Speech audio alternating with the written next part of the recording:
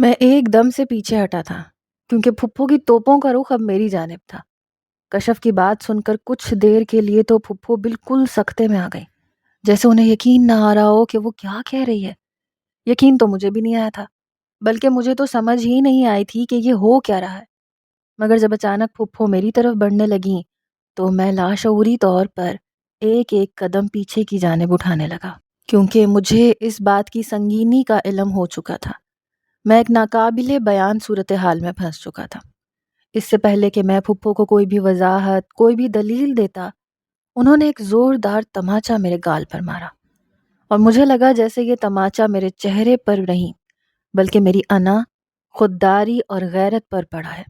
انسان کی زندگی بھر کی کمائی ہوئی عزت ایک لمحے میں کس طرح سے برباد ہوتی ہے، یہ مجھ پر آشکار ہو چکا تھا۔ بس ایک لمحہ لگتا ہے جب انسان کو اس بات کا ادراک ہو جاتا ہے کہ اس کی زندگی بھر کی کمائی، اس کا وقار ایک تماچے کی نظر ہو جاتا ہے، اور وہ منہ کھولے دیکھتا رہ جاتا ہے جیسے کہ میں دیکھ رہا تھا۔ وہ پھپھو جن کی آنکھوں میں میرے لیے صرف محبت ہوتی تھی، اب ان کی آنکھوں سے شعلے برس رہے تھے۔ میں، ایک 6 فٹ کا جوان جہان مرد، ایک تماچے سے لڑکھڑا گیا۔ اس تماچے نے مجھے میری اوقات یاد دلا دی۔ میری کمر دیوار پر لگی اور میں اسی دیوار کے ساتھ بالکل پتھر کا مجسمہ بن گیا۔ پھپھو نے صرف ایک تماچے پر بس نہیں کیا تھا، انہوں نے میرا گریبان پکڑ کے جھنجھوڑ ڈالا۔ کہنے لگی، ذوالفقار علی خان، تم نے میری زندگی بھر کی کمائی ایک لمحے میں خاک میں ملا دی۔ تمہیں پتہ نہیں تھا کشف میرے لیے کیا معنی رکھتی ہے، اور میرا کشف کے علاوہ تھا ہی کون؟ تم نے کس جنم کا بدلہ لیا ہے مجھ سے؟ اب پھپھو کی آنکھوں میں آنسو آنے لگے، کیونکہ وہ شوق کی کیفیت سے غم کی کیفیت میں داخل ہو گئی تھی۔ میں نے کہا، پھپھو آپ کو کوئی غلط فہمی ہوئی ہے، میں نے ایسا کچھ نہیں کیا۔ میرے منہ سے بمشکل یہ جملہ نکلا تھا، مگر کشف کے آنسو اور سسکیوں میں یہ جملہ کہیں ڈوب گیا اور اپنی اہمیت کھو بیٹھا۔ مجھے آج اندازہ ہوا تھا کہ عورت اپنے آنسوؤں سے کسی بھی مرد کی کایا پلٹ سکتی ہے۔ یہ آنسو عورت کا سب سے طاقتور ہتھیار ہوتے ہیں۔ میں نفرت اور حقارت سے کشف کی طرف دیکھنے لگا۔ میں نے کہا، آپ کی بیٹی کسی کا گناہ میرے سر تھوپ رہی ہے۔ مجھے اپنی عزت اور غیرت کی قسم، میں نے آج تک اسے میلی آنکھ سے نہیں دیکھا۔ مگر شاید پھپھو کو اپنی بیٹی کی بات پر زیادہ یقین تھا۔ بجائے میری بات سننے کے، پھپھو کہنے لگیں کہ گھر چل کے بات کرتے ہیں، میں اس ہاسپٹل میں کوئی تماشا نہیں کھڑا کرنا چاہتی۔ یہ کہتے ساتھ ہی وہ کمرے سے نکل گئیں، جیسے انہیں خود بھی نہیں پتا کہ وہ کہاں جا رہی ہیں۔ ان کے قدم بار بار لڑکھڑا رہے تھے، مجھے تو ان پہ ترس آ رہا تھا۔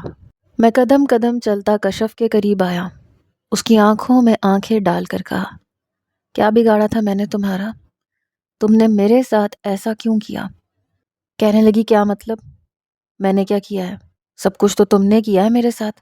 اس بچے کے باپ تم ہو، تم نے میری زندگی برباد کر کے رکھ دی، میں تمہیں چھوڑوں گی نہیں۔ اور میں تو ایک دم سے واقعی حیران ہو گیا۔ مجھے لگا تھا شاید وہ صرف پھپھو کے سامنے اپنی بے حیائی کا پردہ رکھ رہی ہے، مگر اس نے تو بے شرمی سے میری آنکھوں میں آنکھیں ڈال کر اپنے دامن کی سیاہی میرے کپڑوں پر اچھال دی۔ مجھے سمجھ نہیں آ رہی تھی کہ اس الائچی کے دانے جتنی لڑکی کا میں کیا کروں، کیا اس کا گلا دبا دوں یا اپنا ہی منہ نوچ ڈالوں؟ میں نے کہا، دیکھتے ہیں تمہارا یہ جھوٹ کب تک قائم رہتا ہے، ایک نہ ایک دن تو پھپھو کو یقین آ ہی جائے گا میری سچائی کا۔ کہنے لگی، تب تک بہت دیر ہو جائے گی۔ اور اس کا لہجہ اس قدر کاٹ دار تھا اور پراسرار تھا کہ میں ایک دم سے زلزلوں کی زد میں آ گیا۔ بڑی مشکل سے اپنے قدم باہر کی جانب اٹھائے، کیونکہ میں اس کے منہ فی الحال لگنا نہیں چاہتا تھا۔ مجھے ایک بار پھر سے پھپھو کو یقین دلانا تھا اور وہ ساری باتیں بتانی تھیں جو اتنے دنوں سے میں کشف کے اندر نوٹ کر رہا تھا، اور وہ نوٹ نہیں کر سکی۔ کاش میں پھپھو کو پہلے ہی بتا دیتا کہ ان کی بیٹی کی سرگرمیاں کس قدر غلط ہے، مگر اس مکار لڑکی کو میں جیتنے نہیں دوں گا۔ میں نے طے کر لیا تھا۔ رات کے وقت اس چھوٹے سے فلیٹ کے اندر جیسے لاوے پھٹ رہے تھے۔ جو پہلے یہاں پہ حبس اور گھٹن محسوس کرتا تھا، اب تو میرا سانس لینا دشوار ہو چکا تھا۔ مگر میں جاتے جاتے پھپھو سے ایک بار آخری وضاحت کر کے جانا چاہتا تھا کہ میرا کوئی قصور نہیں ہے، آپ اس لڑکے کو تلاش کریں جس کا نام شاید احمد ہے اور جو اس بچے کا باپ ہے، جس نے کشف کو دھوکہ دیا ہے اور اس کا بدلہ کشف نے مجھ سے لیا ہے۔ میں پھپھو کے آگے گھٹنوں کے بل بیٹھ گیا۔ میری آنکھیں سرخ ہو رہی تھیں۔ میں رو نہیں سکتا تھا کیونکہ مرد تھا، مگر مگرمچھ کے آنسو بہانے مجھے بھی نہیں آتے تھے۔ میں نے پھپھو کے گھٹنوں پر اپنے دونوں ہاتھ رکھ دیے، اپنا چہرہ ان کے قریب لے گیا۔ میں نے کہا، پھپھو، کیا آپ کو واقعی لگتا ہے کہ میں آپ کی بیٹی کے ساتھ کچھ غلط کر سکتا ہوں؟ اور پھپھو ایک دم سے خالی خالی اور زخمی نظروں سے مجھے دیکھنے لگی۔ کہنے لگی، تو پھر اور کس نے کیا ہے سب کچھ؟ میں نے کہا، جس کسی نے بھی کیا ہے میں اسے پکڑ کے آپ کے سامنے لے آؤں گا، آپ اسے جو چاہے سزا دے دیجئے گا، مگر میں بے قصور ہوں، خدا کے لیے میرا یقین کیجئے۔ میں کافی عرصے سے کشف کی غیر معمولی سرگرمیاں نوٹ کر رہا تھا، اور میری غلطی یہ ہے کہ میں نے آپ کو نہیں بتایا تھا، کیونکہ میں نہیں چاہتا تھا کہ میری وجہ سے آپ کا اور کشف کا معاملہ خراب ہو جائے، اور اس غلطی کی سزا مجھے یہ ملی ہے کہ سارا الزام مجھ پر آ گیا ہے۔ پھپھو ایک دم سے زار و قطار رونے لگی، کہنے لگی، میری ساری زندگی کی محنت رائے گاہ گئی۔ کشف کے لیے میں نے کیا کیا نہیں سہا تھا، دوسری شادی بھی نہیں کی تھی کیونکہ میں صرف اور صرف اس کی تربیت پر فوکس کرنا چاہتی تھی، مگر شاید میں اس کی تربیت نہیں کر پائی، ورنہ وہ خود بھی تو اپنی حفاظت کر سکتی تھی، کیونکہ مرد تو ہوتے ہی بے اعتبار ہیں، موقع کی تلاش میں رہتے ہیں کہ کب ایک اکیلی لڑکی انہیں ملے اور کب وہ اپنی خواہش اس سے پوری کر سکیں۔ اور میں جو یہ سمجھ رہا تھا کہ پھپھو شاید میری بات کا یقین کر چکی ہیں، ایک دم سے سر پکڑ کر بیٹھ گیا۔ اس سے پہلے کہ میں مزید کچھ کہتا، کشف دندناتی ہوئی کمرے میں داخل ہوئی۔ اس نے اونچی پونی ٹیل کس کے باندھ رکھی تھی اور اپنے بازو کونیوں تک چڑھا رکھے تھے، جیسے وہ جنگ کرنے کے لیے میدان میں داخل ہو چکی ہو۔ میری نظر جیسے ہی اس پر پڑی، میرا تو حلق تک کڑوا ہو گیا۔ کاش اگر انسان پر ایک قتل کرنا جائز ہوتا تو میں بغیر سوچے سمجھے اس کا گلا دبا دیتا، کیونکہ اس جیسی لڑکی کو جینے کا کوئی حق نہیں تھا جو دوسروں کا جینا حرام کرتا ہے۔ اس نے پھپھو کو بھی تکلیف دی تھی اور مجھے بھی توڑ کے رکھ دیا تھا، اور ابھی بھی ایسے میدان میں آ کے کھڑی تھی جیسے اس میں اس کا کوئی قصور ہی نہ ہو۔ پھپھو اس کی طرف دیکھ کر ایک دم سے دوبارہ جلال میں آئی۔ اس سے پہلے کہ وہ پھر سے اٹھ کر اس کے منہ پر ایک اور تماچا مارتی، کشف نے پھپھو کے سامنے ایک لفافہ پھینک دیا۔ میں اور پھپھو دونوں مل کر حیران ہوئے، آخر اس میں کیا تھا جو وہ پھپھو کو دکھانا چاہتی تھی؟ پھپھو نے پہلے سوالیہ نظروں سے کشف کو دیکھا اور کشف نے اس لفافے کی جانب اشارہ کیا، جیسے کہہ رہی ہو کہ آپ کے سارے سوالوں کے جواب اس لفافے کے اندر موجود ہیں۔ پھر نہ چاہتے ہوئے بھی فرش سے پھپھو نے وہ لفافہ اٹھایا، اسے کھول کر اس کے اندر سے وہ چیز نکالی جس نے ان کے سارے شکوک کی تصدیق کر دی۔ آخر ایسا بھی کیا تھا اس لفافے کے اندر؟ پھپھو کا چہرہ زرد پڑ چکا تھا۔ ایک دم سے پھپھو کے ہاتھ سے وہ تصویروں کا پلندہ فرش پر گر گیا، اور جیسے ہی میری نظر فرش پر پڑی، میں اپنی ہی نظروں میں ایک بار پھر سے گر گیا، کیونکہ فرش پر بے شمار ایسی تصاویر تھیں جن میں کشف میرے ساتھ چپکی ہوئی تھی۔ وہ میرے کمرے کے اندر سے لی گئی تھیں، جس میں بیڈ پہ لیٹا تھا اور کشف میرے اوپر جھکی ہوئی تھی۔ کبھی میں اس کے اوپر تھا اور کبھی وہ میرے اوپر تھی، مگر ان تصاویر میں میرا چہرہ نہیں تھا بلکہ دوسری طرف ہوتا تھا، کیونکہ میں جانتا تھا کہ یہ تصاویر اس نے کب لی تھی، جب میں اپنے کمرے میں سو رہا تھا شاید۔ ایک رات اس نے میری چائے میں کوئی نشہ آور دوا ملا دی تھی، جس کی وجہ سے مجھے گہری نیند آئی تھی۔ صبح اٹھا تو سر بھی بھاری بھاری سا تھا، اتنی گہری نیند تو میں کبھی بھی نہیں سویا تھا۔ یہ عقدہ آج مجھ پر کھلا تھا کہ میں اس رات کیوں سوتا رہا، کیونکہ کشف نے نہ صرف مجھ پر الزام لگایا تھا بلکہ اس الزام کو سچ ثابت کرنے کے لیے اپنی طرف سے ثبوت بھی اکٹھے کر لیے تھے۔ میں نے بے یقین نظروں سے اس چھٹانک بھر کی لڑکی کی طرف دیکھا جو اس عمر میں بھی نہ جانے کیسے عمرو عیار والا دماغ رکھتی تھی۔ اسے صرف یہ پتا تھا کہ اپنا جرم کس طرح سے کرنا ہے، بلکہ اس جرم کو دوسرے پہ ڈالنا کیسے ہے یہ بھی اسے خوب آتا تھا، اور میری رہی سہی عزت کا تماشا بھی بنا چکی تھی۔ میرے سارے الفاظ جیسے منہ میں دم توڑ گئے۔ اب میں پھپھو کو کیا بتاتا کہ میں اس وقت نیند میں تھا اور کشف نے میری چائے میں کوئی چیز ملا دی تھی۔ ایک دم سے میں سر پکڑ کے وہیں ڈھیر ہو گیا۔ پھپھو بے یقین نظروں سے مجھے دیکھنے لگی۔ مجھے لگتا تھا کہ تھوڑی دیر پہلے وہ شاید میرا یقین کر لیتی، اور وہ یقین کرنے ہی والی تھی۔ کہ کشف نے ایک ہی وار سے مجھے چاروں شانے چت کر دیا۔ پھپھو اور بھی زیادہ شدت سے رونے لگی کیونکہ ان کا اعتبار دو لوگوں نے توڑا تھا۔ نہ صرف ان کی بیٹی نے بلکہ ان کے بھتیجے نے بھی انہیں توڑ کے رکھ دیا تھا۔ اب شاید ساری زندگی مجھے اپنی بے گناہی ثابت کرنے میں لگ جاتی، مگر پھر بھی میں اپنی بے گناہی ثابت نہ کر پاتا۔ اب میں جانتا تھا کہ پھپھو مجھے گھر سے نکلنے کو بولیں گی اور میں اس کے لیے تیار تھا۔ اس گھر میں رہ کر مجھے کرنا بھی کیا تھا؟ کشف تو کب سے مجھے اس گھر سے نکالنا چاہتی تھی، اب تو اسے بہانہ مل چکا تھا۔ میں مرے مرے قدموں سے اٹھا۔ جیسے ہی میں باہر کی سمت بڑھنے لگا، میرے سر پر ایک اور بم پھٹا۔ مجھے لگا جیسے میں کچھ غلط سن رہا ہوں، مگر نہیں، یہی سچ تھا۔ میرے کان بالکل بھی نہیں بج رہے تھے، بلکہ پھپھو کی بات میں نے صاف صاف سنی تھی۔ کہنے لگیں، ذوالفقار اپنی ماں کو کال کرو، اسے ابھی بلاؤ اور میری بیٹی کو ہمیشہ کے لیے اپنا لو، کیونکہ شاید یہی تمہارا مقصد تھا کہ تم کشف کو کسی دوسرے مرد کے قابل نہیں چھوڑو گے، اور بالآخر میں تمہیں اجازت دے دوں گی کہ تم اسے اپنا لو۔ شاید تم اسی مقصد کے لیے ہمارے گھر میں گھسے تھے، اور اب میں تمہیں اس بات کی اجازت دیتی ہوں کہ بغیر کوئی بھی ٹائم ضائع کیے میری بیٹی سے نکاح کرو، اور یہ نکاح کل صبح تمہاری ماں کی موجودگی میں ہوگا۔ مجھے لگا پھپھو جیسے پاگل ہو گئی ہیں یا ان کا دماغ چل گیا ہے، جو اپنی اس بے شرم اور شاطر بیٹی کو میرے سر تھوپ رہی ہیں۔ وہ ایسا کہہ بھی کیسے سکتی تھیں؟ میں نے بے یقین نظروں سے پھپھو کو دیکھا۔ میں نے کہا، کیا مطلب آپ کا؟ آپ یہ کہہ رہی ہیں کہ میں اس بے حیا لڑکی کو اس کے گناہ سمیت اپنا لوں؟ آپ نے ایسا سوچ بھی کیسے لیا؟ میرے اندر تو جیسے جوار بھاٹا سا اٹھنے لگا۔ کشف خود بھی بے یقین نظروں سے دیکھ رہی تھی، جیسے یہ سب اس کے پلان کا حصہ نہ ہو۔ میں نے واضح طور پر اس کے چہرے پر ہوائیاں اڑتی ہوئی دیکھی۔ اس کا رنگ ایک دم سے نچڑ گیا۔ کہنے لگی، مما میں اس کمینے شخص سے شادی نہیں کروں گی جس نے میری زندگی برباد کر دی۔ آپ نے سوچ بھی کیسے لیا؟ وہ بھی میری طرح بے یقین تھی اور پھپھو کی عقل کو کوس رہی تھی۔ پھپھو نے کہا، تم تو اپنی زبان بند ہی رکھو ورنہ کاٹ کے پھینک دوں گی۔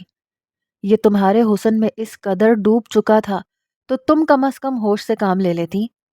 تم مجھے بتا سکتی تھی، تم اس عمر میں پہنچ چکی ہو کہ تمہیں ان چیزوں کا پتہ ہونا چاہیے کہ ایک مرد کی نظر جب آپ پر اٹھتی ہے تو اس کا مطلب کیا ہوتا ہے، مگر تم نے مجھے پردے میں رکھا۔ اب وہی ہوگا جو میں چاہوں گی۔ میں اپنی زندگی بھر کی کمائی کو یوں برباد ہوتے نہیں دیکھ سکتی، نہ ہی تمہارے پیٹ سے اس بچے کو نکلوا سکتی ہوں، کیونکہ میں نے ڈاکٹر سے بات کی ہے۔ وہ کہہ رہی ہے کہ اگر ہم نے ابارشن کے بارے میں سوچا تو آپ کی بیٹی کی جان کو خطرہ ہو سکتا ہے۔ یہ پہلے ہی کافی کمزور ہے اور ہم کوئی رسک نہیں لے سکتے۔ ویسے بھی یہ غیر قانونی ہے، اس لیے اب بہتر یہی ہے کہ تم ذوالفقار سے شادی کر لو اور اس بچے کو اور اپنے رشتے کو جائز بنا لو۔ میرا تو ان دونوں ماں بیٹی کی تکرار سن کے بلڈ پریشر ہائی ہونے لگا۔ اس سے پہلے کہ میرا سر درد سے پھٹ جاتا یا کوئی بہت بڑا دھماکہ ہو جاتا، میں نے ایک دم سے کہا کہ بس بہت ہو گیا مذاق، میں ایسا ہرگز نہیں کروں گا۔ میں کسی کا گناہ اپنے سر نہیں ڈالوں گا، اور اس لڑکی سے تو میں کبھی بھی شادی نہ کروں جس نے مجھے کہیں کا نہیں چھوڑا۔ یہ آپ کو لاکھ ثبوت دکھا دے، مگر میں اب بھی یہی کہتا ہوں کہ میں بے گناہ ہوں، میرا کوئی قصور نہیں ہے۔ یہ خود میرے کمرے میں آئی ہوگی اور اس نے یہ تصاویر لی ہوں گی۔ پھپھو نے میرے آگے ہاتھ جوڑ دیے، ان کی آنکھوں سے آنسو جاری ہو چکے تھے۔ کہنے لگیں، ذوالفقار مجھے مزید اپنی نظروں میں مت گراؤ۔ پہلے ہی میں نے تمہیں گھر میں رکھ کے بہت برا فیصلہ کیا، اپنی بیٹی کی زندگی برباد کر دی، اور اب تم میرے لیے مزید مشکل کھڑی نہ کرو۔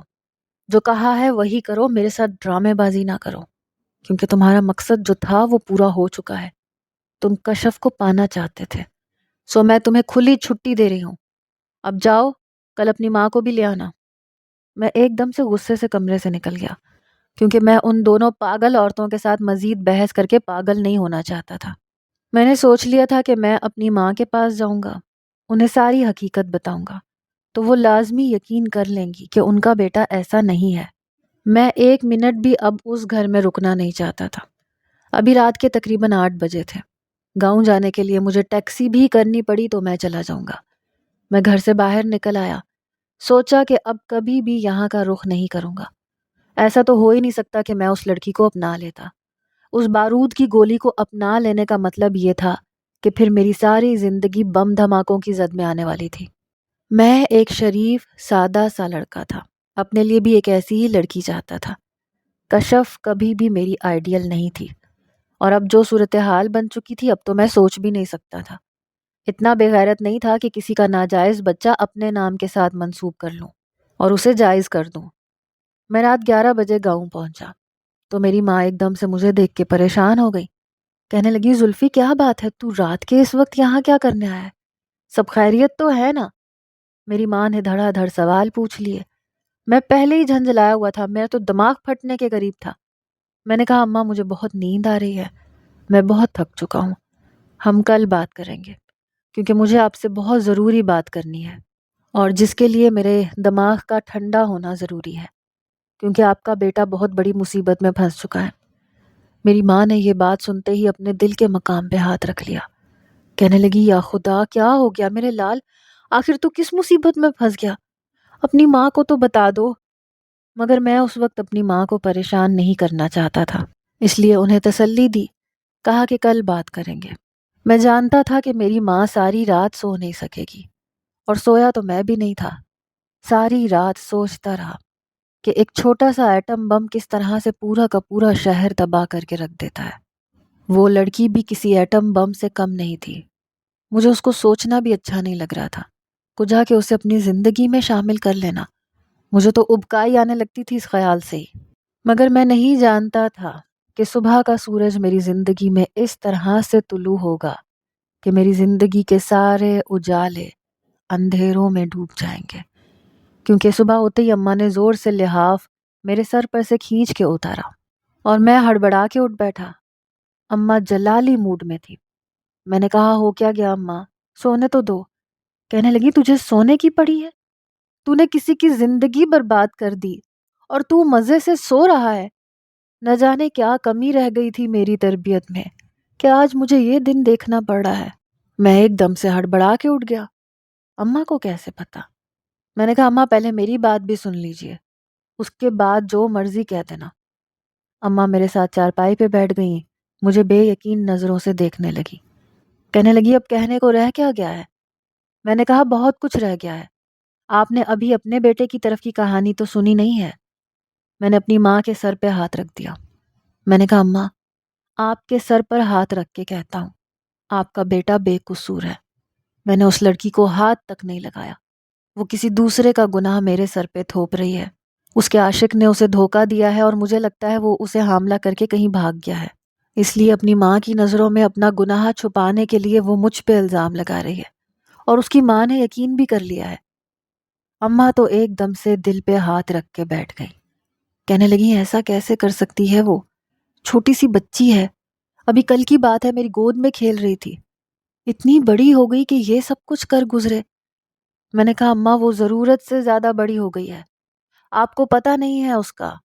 اس نے بس آپ کے بیٹے کو پھنسانا تھا سو پھنسا لیا، مگر میں اب کبھی وہاں نہیں جاؤں گا۔ خود بھی ڈھونڈے اپنے اس بوائے فرینڈ کو اور اس سے شادی کر لے، کسی کا گناہ میں اپنے گلے میں کیوں ڈالوں؟ اماں تو جیسے سکتے میں بیٹھی ہوئی تھی۔ اماں بھی حیران تھی کہ کشف اس حد تک گر سکتی ہے، مگر شاید اماں نے اس کو دیکھا نہیں تھا، اس کی حرکتیں نہیں دیکھی تھی، اس لیے اسے معصوم سمجھ رہی تھی۔ پر میں تو واقف تھا کہ اس لڑکی میں کس قدر بارود بھرا ہوا ہے۔ میں نے کہا، آپ کو پتہ کیسے چلا؟ کہنے لگی، رات کو تیرا موبائل بجے جا رہا تھا اور تو گہری نیند میں تھا، اس لیے میں نے اٹھا لیا۔ تیری پھپھو کا فون تھا، بہت زیادہ پریشان تھی، اس نے مجھے ساری صورتحال سے آگاہ کیا۔ میں نے تو اس سے کہا تھا کہ میرا بیٹا ایسے نہیں کر سکتا، مجھے اپنے بیٹے پہ بھروسہ ہے، مگر وہ کہہ رہی تھی کہ میرے پاس ثبوت ہے۔ پھر وہ تصویریں اچانک سے میرے ذہن میں گونجنے لگی جو کشف نے مجھے پھنسانے کے لیے کھینچی تھی۔ میں نے کہا، کشف بھی جھوٹی ہے اور اس کے سارے ثبوت بھی جھوٹے ہیں، آپ کو صرف اور صرف اپنے بیٹے کی بات پر اعتبار کرنا چاہیے، کیونکہ میں آپ کا بیٹا ہوں۔ آپ اچھی طرح سے جانتی ہیں کہ میں اتنا گھٹیا کام کبھی نہیں کروں گا۔ اماں مطمئن ہو گئی۔ مجھے لگا کہ اب ہماری جان اس سے چھوٹ جائے گی، میں یہیں گاؤں سے ہی کالج آتا جاتا رہوں گا۔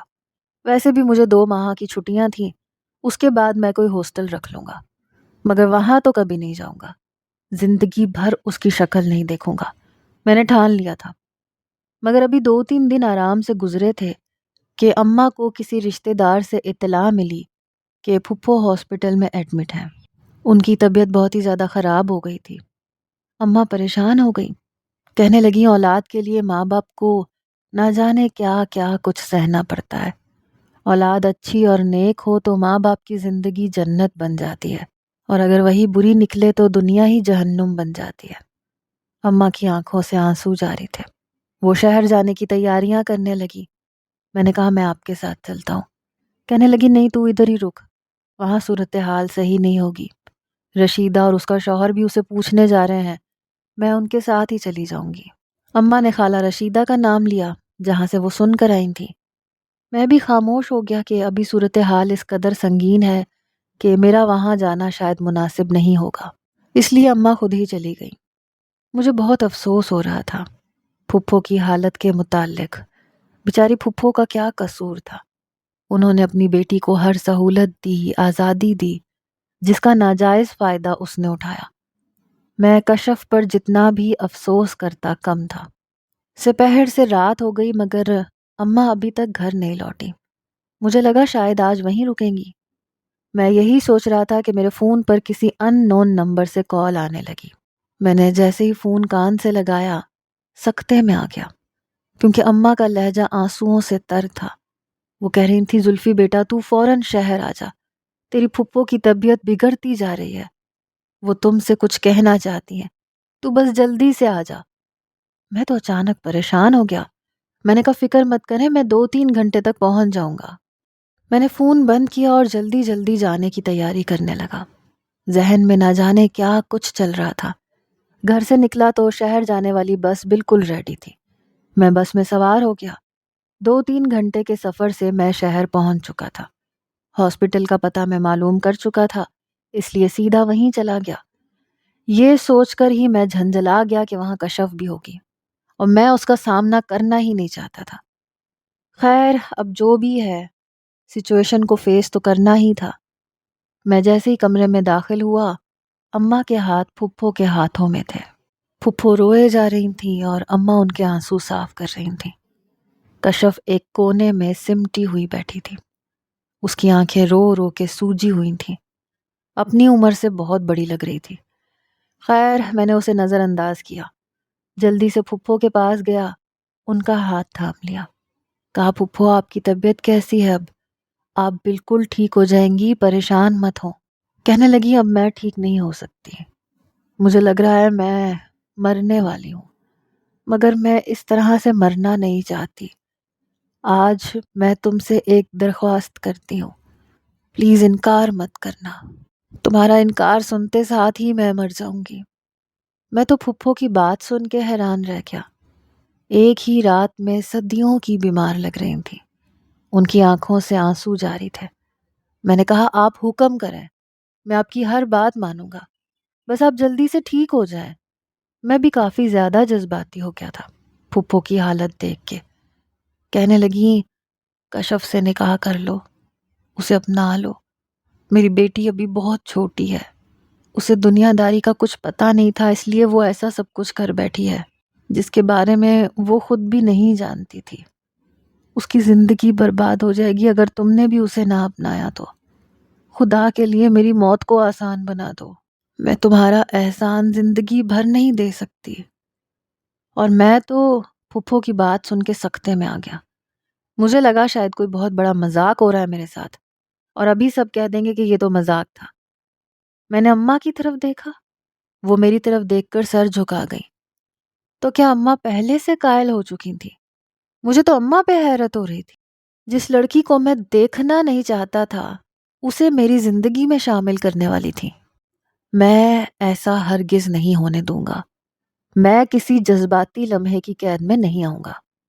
میں ایک عزم سے اٹھا اور کہا کہ پھپھو، میں کل بھی کہتا تھا، آج بھی یہی کہتا ہوں، میں نے کشف کو کبھی میلی آنکھ سے نہیں دیکھا، نہ کبھی اسے ہاتھ لگایا ہے۔ آپ اس سے کہہ دیں کہ یہ جس کا بھی گناہ ہے اس سے ڈھونڈے، یا مجھے بتائے کہ وہ کہاں رہتا ہے، میں اسے پکڑ کے لاتا ہوں۔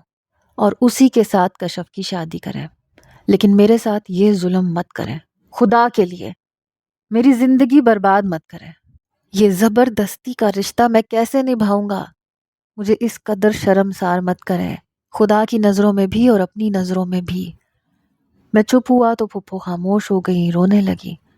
امی ایک دم سے اٹھی، میرے کندھے پہ ہاتھ رکھا، کہا زلفی بیٹا، گھر کے مردوں کو ہی گھر کی عزت کو سنبھالنا پڑتا ہے۔ نہ جانے وہ لڑکا کون تھا، آوارہ لفنگا، کشف سے شادی کرنی ہوتی تو یہ سب کچھ کیوں کرتا؟ وہ کہیں بھاگ گیا ہوگا۔ اور تمہاری پھپھو اس لڑکے کے ساتھ اسے کیسے رخصت کر سکتی ہیں جس نے کشف کی زندگی برباد کر دی؟ میں نے کہا تو کیا میں اپنی زندگی برباد کر لوں؟ میں ایک دم سے غصے میں آ گیا اور کمرے سے بالکل خاموشی چھا گئی۔ مجھے ایک بار پھر احساس ہوا کہ مجھے تسلی سے اور حوصلے سے کام لینا چاہیے، حالانکہ میرے اندر ایک جوار بھاٹا سا تھا، ایک لاوا سا تھا جو پھٹنے کو تیار تھا۔ میں نے کہا اس کا مطلب یہ نہیں ہے کہ میں کشف کو اپنا لوں، اس چیز کی کیا گارنٹی ہے کہ میں اسے خوش رکھ سکوں گا؟ اور کشف بھی تو اس رشتے کے لیے راضی نہیں ہوگی۔ اماں کہنے لگی وہ چھوٹی بچی ہے، اسے کیا معلوم ہے؟ اگر تم اسے پیار سے رکھو گے تو سب کچھ ٹھیک ہو جائے گا، تم اپنا دل بڑا کرو، اس کی غلطی کو اپنا لو۔